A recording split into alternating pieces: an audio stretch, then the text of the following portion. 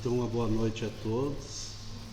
Sejam bem-vindos aqui à casa da Allan Kardec esta noite, como também aqueles que nos ouvem e nos veem pelo Facebook também. Então, uma boa noite a todos. Hoje nós vamos falar desse tema tão atual e de sempre também, que gera muitas questões de dúvidas, discussões, né? Que é a questão da convivência ou o conflito das gerações.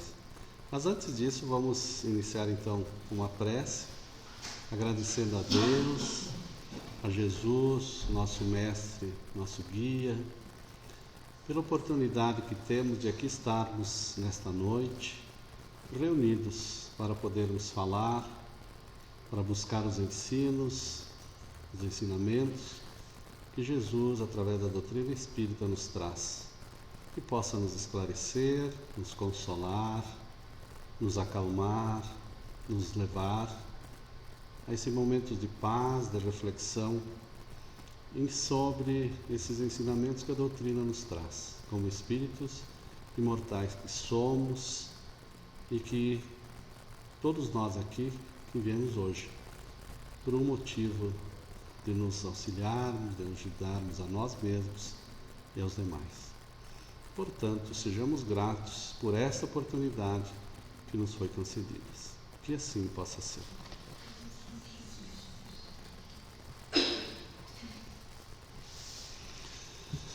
Então, pessoal, o tema que eu trouxe aqui, que é um tema de longa data, digamos assim, que gera essa questão dos conflitos, e aqui nós trouxemos hoje a questão que é a convivência entre as gerações. Será que é possível nós convivermos harmoniosamente entre as diferentes gerações? Devemos entender que cada geração é estipulado mais ou menos entre 20 e 25 anos que se coloca.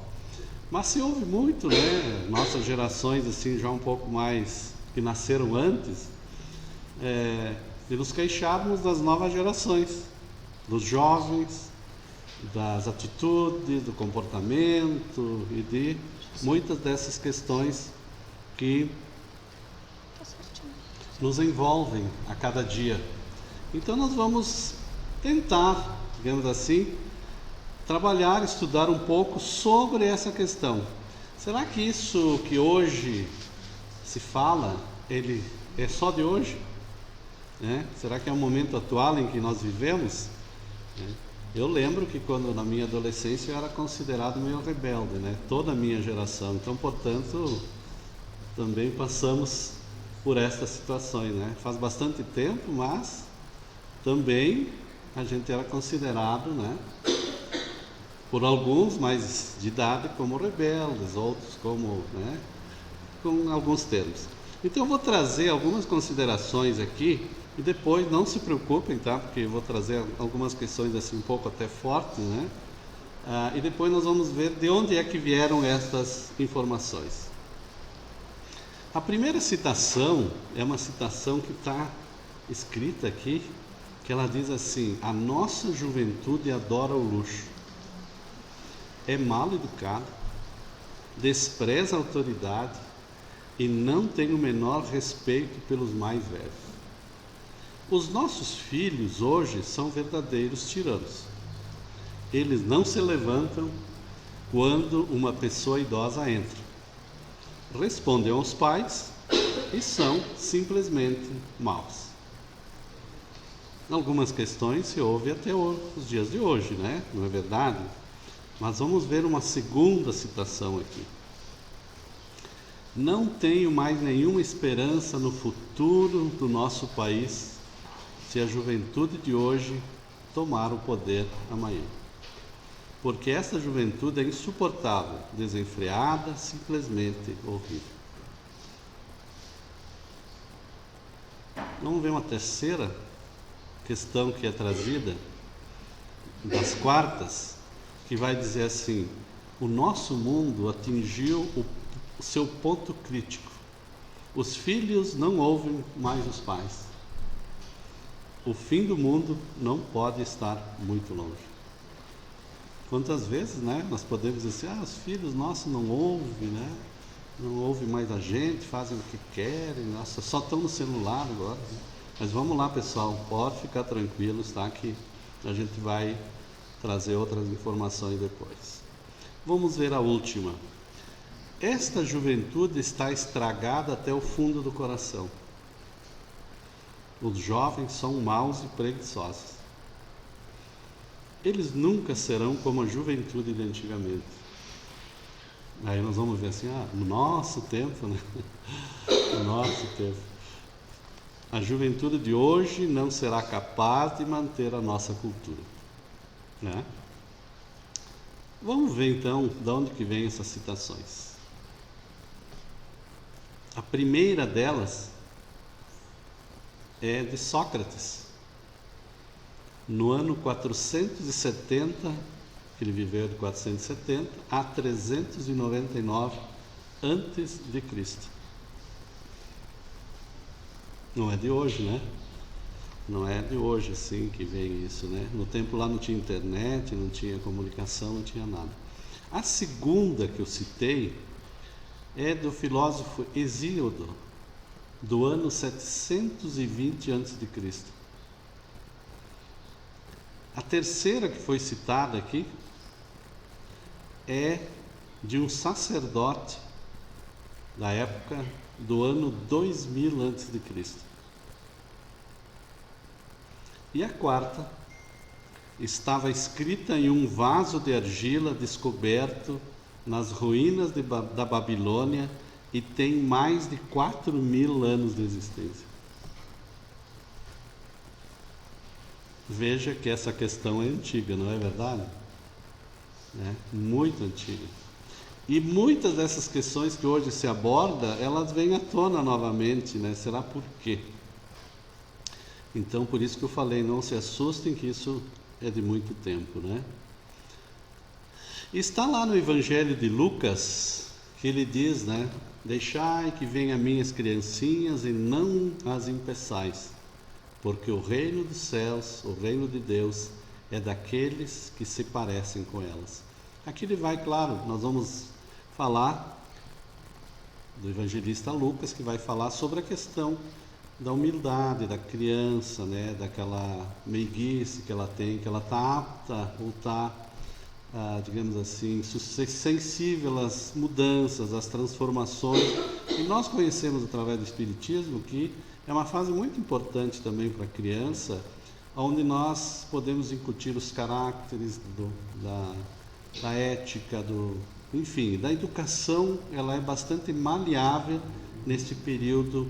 Mas aqui também ele vai citar que deixai vir as criancinhas, a questão da humildade, né? Que é bem importante também para todos nós. Mas vamos ver assim como essa questão, que quando nós estávamos falando sobre a questão das gerações, que na realidade todos nós convivemos. Nós temos na nossa família crianças, adolescentes, jovens, idosos e bem idosos, né?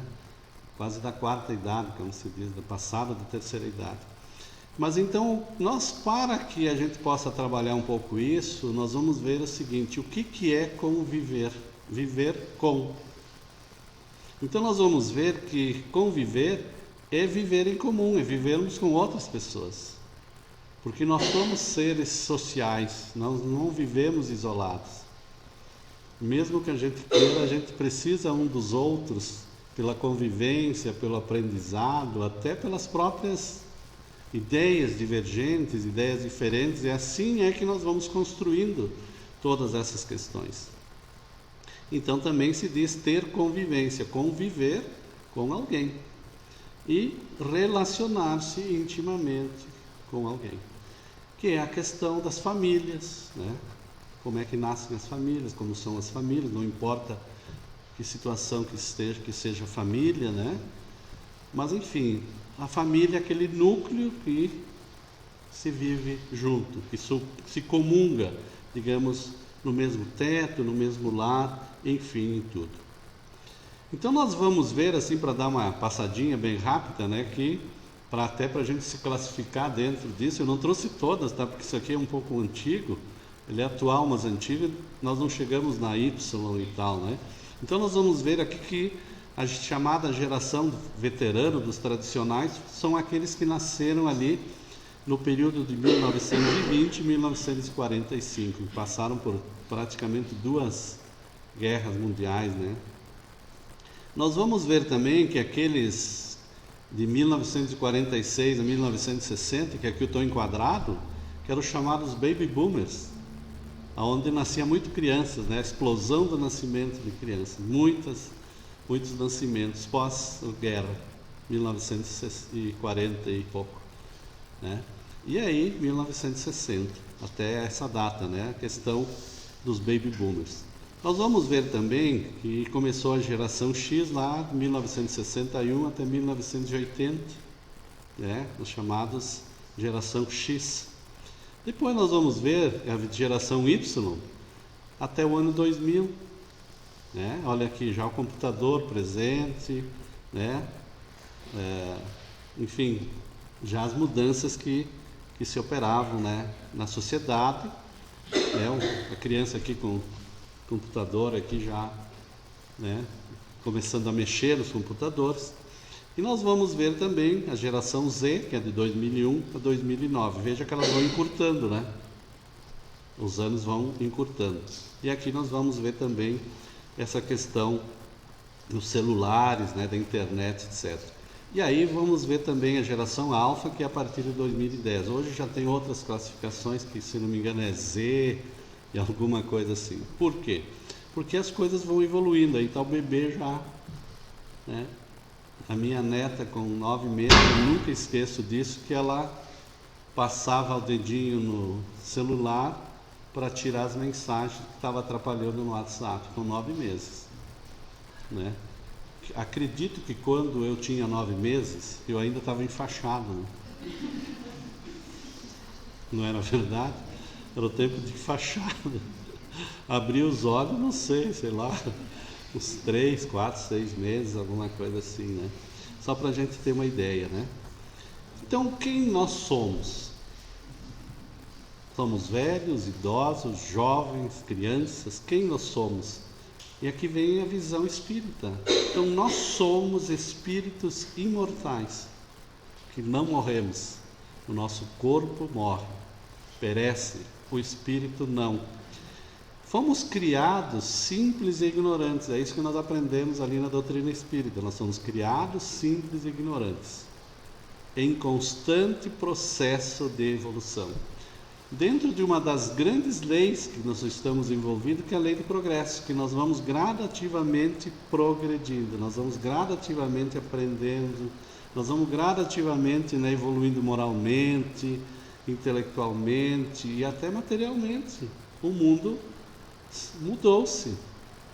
Imagine-se lá em 1940, 50 e hoje. A diferença que era materialmente também. Energia elétrica, para muitos é recente. Quem morava no interior era ainda do tempo do lampião e da vela, né? E hoje praticamente já temos grandes avanços nesses tempos. Então, nós vamos ver também desse princípio que nós já reencarnamos inúmeras vezes, nós já vivemos inúmeras vezes. Então, nós já passamos diversas vezes pela infância, pela juventude, pela idade adulta, e assim, quando reencarnamos, vamos exatamente fazendo isso. No entanto, como nós estamos inseridos dentro dessa questão da lei do progresso, tudo aquilo que nós adquirimos, tudo aquilo que nós desenvolvemos, nós não perdemos. Então, quando nós reencarnarmos novamente, tudo aquilo que nós aprendemos hoje e anteriormente, nós vamos levar conosco. Por isso que nós vamos começar a entender por que muitas crianças nascem já com esse desenvolvimento, já com essa capacidade, sim, além daquilo que nós muitas vezes imaginamos.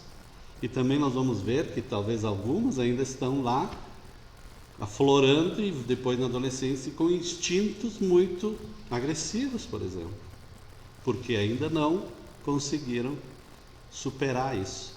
Então estamos dentro desse conceito, dentro dessa questão da lei de progresso. E nós reencarnamos diversas vezes, que já reencarnou inúmeras vezes e se encontra novamente encarnado com o objetivo de se aperfeiçoar moral e intelectualmente. É uma das grandes, digamos assim, bases da questão da doutrina espírita e da lei do progresso. Que nós não morremos, nós temos múltiplas vidas e nós, a cada dia, tudo aquilo que nós adquirirmos não se perde, só acumula. Podemos estacionar, sim, mas sempre na questão de nós evoluirmos. Então, ambas as gerações, digamos assim, essa questão da convivência, ambas as gerações, elas possuem saberes. Ambas as gerações, elas possuem sabedorias que podem ser desconhecidas para outra geração. E é assim. Se assim não fosse, não teríamos a lei do progresso. Nós não teríamos as melhoras, digamos assim. E essa troca de saberes possibilita vivenciar diversos modos de pensar, diversos modos de agir, diversos modos de sentir. É uma dificuldade muito grande para os mais idosos, digamos, muitas vezes, essa convivência com os mais jovens, porque existe exatamente essa questão do pensar diferente, do agir diferente, do comportar-se diferente, né? Exatamente isso aí. Por isso da dificuldade, porque nós muitas vezes queremos que o outro seja a nossa cópia. E o outro não vai ser a nossa cópia, nem os nossos filhos. Nós queremos que os nossos filhos, por isso que muitas vezes falamos assim, no meu tempo, né? Qual é esse tempo? Era o meu tempo, mas agora é outro tempo, né? Então é isso que essa convivência, ela tem que ter essa conversa, digamos, que nós vamos ver aqui. Então, essa troca de saberes, ela possibilita vivenciar diversos modos, como falei, a forma de pensar, quantas formas diferentes. Como é que nós crescemos, muitas vezes? Pelas diferentes formas que pensamos, a troca de ideias, né? A forma como nós agimos, né? Hoje, essa geração nossa tem dificuldade de lidar com as mídias, com as tecnologias, mas um jovem hoje praticamente nasce sabendo, né? É isso exatamente que nós temos, cada um tirar proveito dessas situações. Tanto do jovem não desprezar a experiência dos mais velhos, como também os mais velhos desprezarem os mais jovens. Porque senão nós não teríamos essa questão de nós evoluirmos. E assim vamos renovando as opiniões, as visões acerca do mundo e das pessoas. Olha quantas coisas que mudaram não fazem muitos anos, em relação a muitas questões, que muitas vezes não se imaginava, né? Quantas mudanças, a consciência, por exemplo, vou dar um aspecto da ecologia, de outras questões que hoje já se pensa num consenso muito diferente do que aquela que nós, há 50 anos, 40, imaginávamos. Ou até a 20, porque a cada 20, 25 as gerações vão se modificando, né? Então, onde é que vai começar tudo isso, né? No grande mundo chamado família. Então, é em casa, na família, na escola, nas empresas, em todos os locais, havendo tantas gerações que se entrecruzam, o importante é a aceitação mútua, a solidariedade para que possam conviver em paz. Se nós não aceitamos o outro, vai ficar difícil de conviver em paz, porque vai existir o conflito. Se nós não tivermos a solidariedade entre ambos, também vai ser difícil de nós convivermos em paz. Portanto, aí, já na família, nesses agrupamentos, em tudo, a gente observa as questões das mudanças. Mesmo dentro das organizações, das empresas, 30, 40 anos atrás, quem viveu isso, e hoje, totalmente diferente. A forma de tratar, a forma de gerir, a forma de se comportar, a forma de ser tratado. totalmente diferente, né? Ainda bem, porque vamos evoluindo, vamos gradativamente crescendo, né? Então, para que serve a família nesse contexto? Né? No caminho familiar, purificam-se os instintos e renovam-se decisões. Isso está no livro Leis de Amor, do Espírito Emmanuel, através do Chico. Nela, na família, encontramos os estímulos ao trabalho e as tentações que nos comprovam as qualidades adquiridas, as alegrias que nos alentam e as dores que nos corrigem. Dentro da família.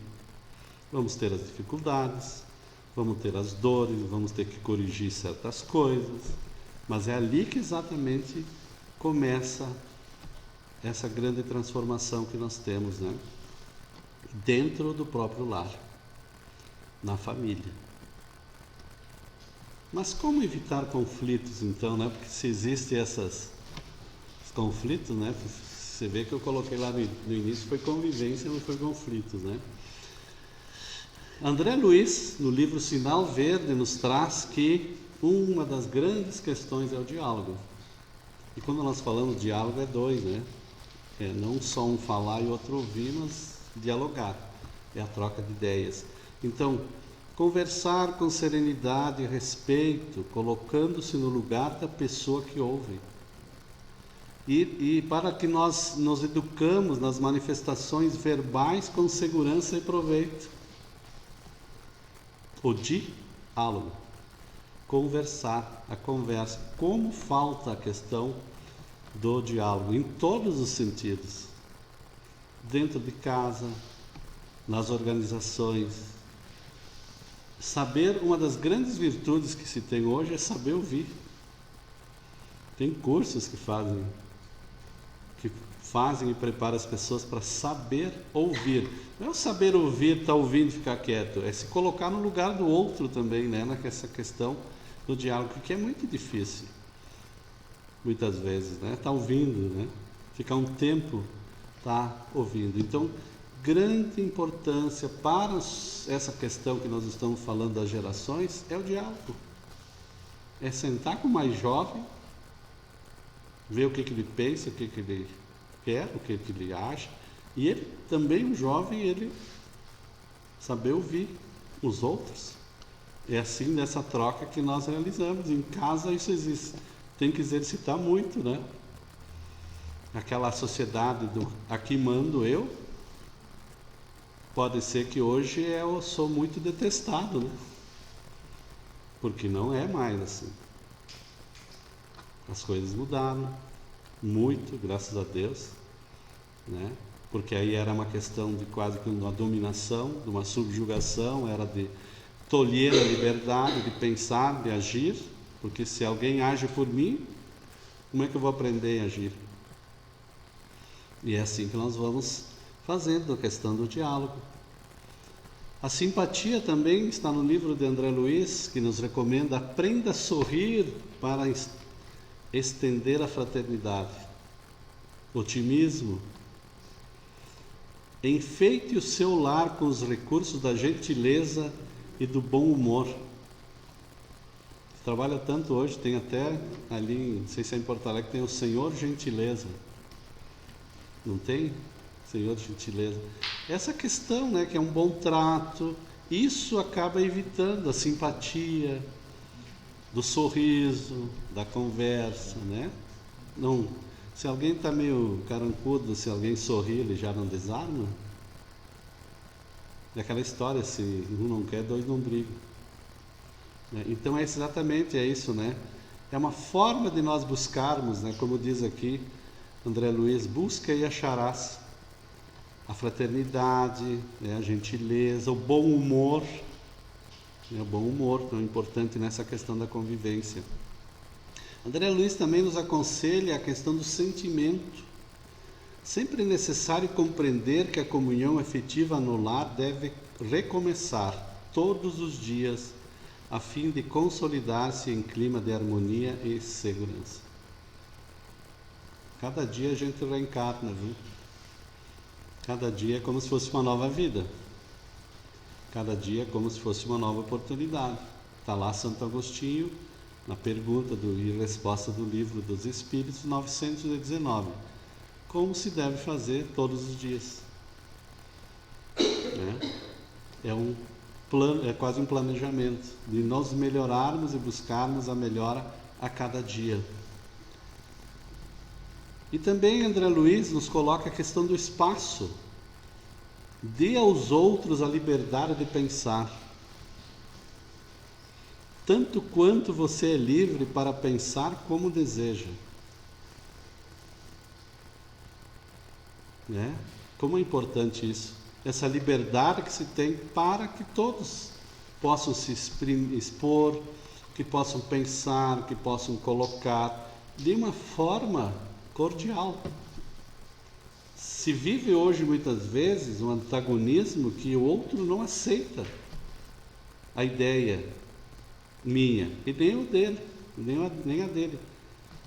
Mas nós não vamos pensar iguais, ainda bem que não pensamos iguais. Ainda bem que nós temos os polos, que é assim que nós aprendemos. Porque imagina que se todo mundo pensasse igual. Já imaginaram uma coisa? Já imaginaram se todo mundo se vestisse igual? Imaginaram que se todo mundo tivesse o mesmo carro, a mesma casa, o mesmo corte de cabelo, mesmo óculos? Como que seria, né? O arco-íris é belo por quê? Já viram um arco-íris de uma cor só? O arco-íris é belo porque tem diversas cores. E assim é na sociedade. É a beleza que se forma pelas diferenças que nós temos. E é difícil nós trabalharmos isso, muitas vezes. Dessa aceitação de nós realmente termos essa liberdade de pensar, agir, né? E também a questão que nós devemos aceitar ou pensar, a questão das diferenças. Como diz André Luiz também nesse livro Sinal Verde. Lembre-se de que as outras pessoas são diferentes e por isso mesmo guardam maneiras próprias de agir. Nós somos quase 8 bilhões, se não me engano, na Terra. Não existe um igual ao outro. Todos têm as suas diferenças. As próprias fisionomias, às vezes aparecem algumas semelhantes. Exatamente isso, porque nós somos espíritos diferentes. Por isso que nós somos diferentes. Como se diz, devemos entender que as pessoas são diferentes. Mas em casa não fazem como eu quero. Não vão fazer mesmo, são diferentes. Pensam diferente do que eu. Ainda bem. Imagina todo dia comer a mesma comida. Todo dia o mesmo tempero.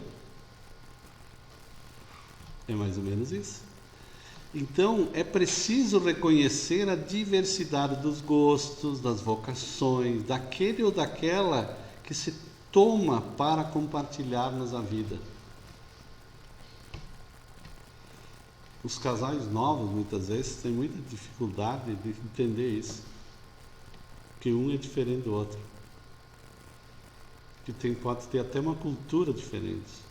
Que pode ter uma educação diferente. Que pode ter uma maneira que veio de partes distintas do próprio estado, do país.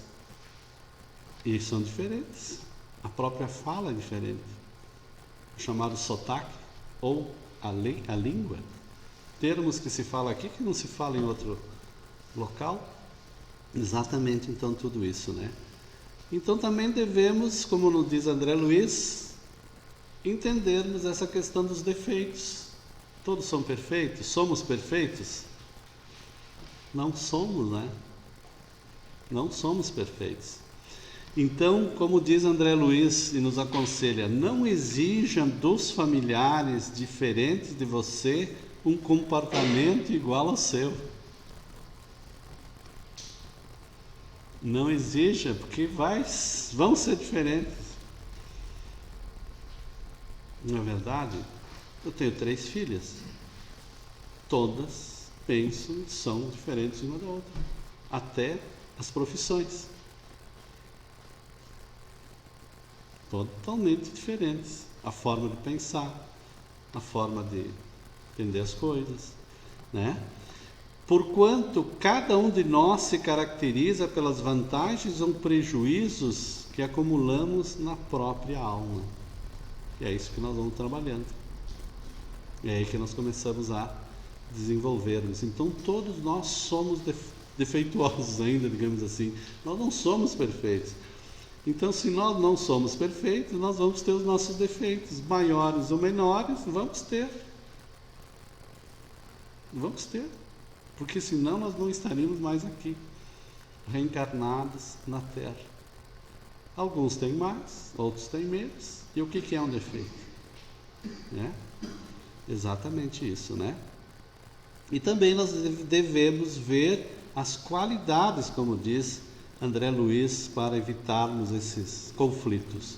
Antes de observar os possíveis erros ou defeitos do outro, vale mais procurar-lhes as qualidades e os dotes superiores para estimulá-los ao desenvolvimento justo. Nós temos uma característica, geralmente cultural, educacional, tudo, que nós enxergamos muito só os defeitos dos outros. Nós temos dificuldades de vermos as virtudes. Nós temos dificuldade de elogiar, porque nós achamos que o fazer certo é uma obrigação. E o errado, e o que é o errado? De nós corrigirmos. Então nós sempre enxergamos geralmente aquilo que é negativo. A mídia hoje é isso. Só mostra geralmente coisas ruins, mas não mostra coisas boas. E quanta coisa boa tem! Um desastre anunciado, uma obra de caridades trabalhando, nunca vi. Não é verdade? Nunca vi. E por que não se mostra? O que dá mais mídia? É o desastre. Por isso que é por quê? Porque nós ainda olhamos mais para esse ponto do que os outros. Então nos chama atenção. Podemos ver no nosso dia a dia os comentários que nós fizemos. Olha, aconteceu tal coisa lá. Não é assim? As coisas muitas vezes, digamos, chamadas negativas, né? Então, como evitar conflito de gerações?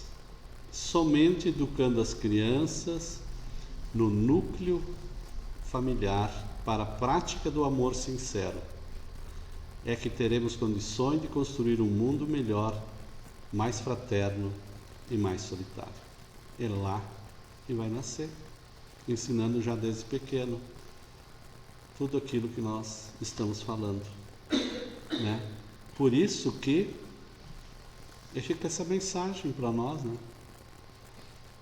Provavelmente quem tem hoje 30, daqui 30, vai pensar que a geração que hoje ele está, seja isso que nós estamos falando.